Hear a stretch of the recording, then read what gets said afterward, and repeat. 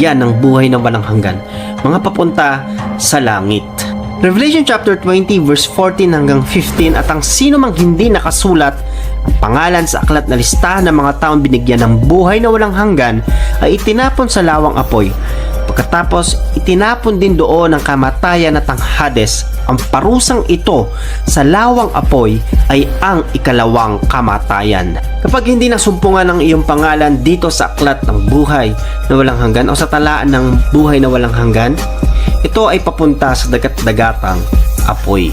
Ikaw ay mapupunta doon sa everlasting fire, everlasting torment, everlasting sorrow, sa lake of fire, sa hell. Ito papunta ang mga taong hindi nasumpungan ng pangalan sa aklat na ito, sa talaan ng mga listahan ng mga taong binigyan ng buhay na walang hanggan.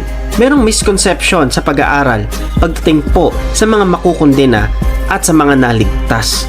Dahil ang sabi dito, ang lahat ng mga nakipagkaisa sa Panginoong Kristo ay hindi na magkakaroon ng paghuhukom o makakasama sa hatol ng Diyos.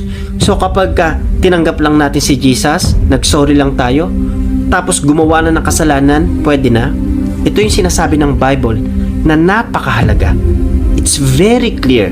Marami po ang tumatawag sa Panginoon, pero marami po na kahit tumatawag sila sa Panginoon ay hindi sila namumuhay ng may kabanalan. Ano yun? Mga carnal Christians.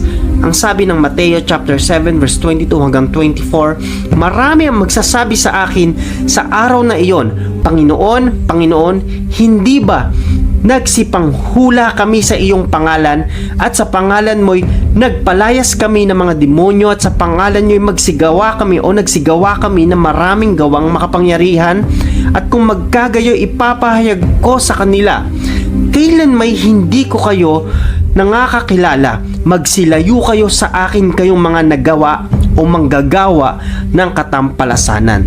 Kaya't ang bawat dumirinig ng aking salitang ito at ginaganap ay matutulad sa isang taong matalino na itinayo ang kanyang bahay sa ibabaw ng bato.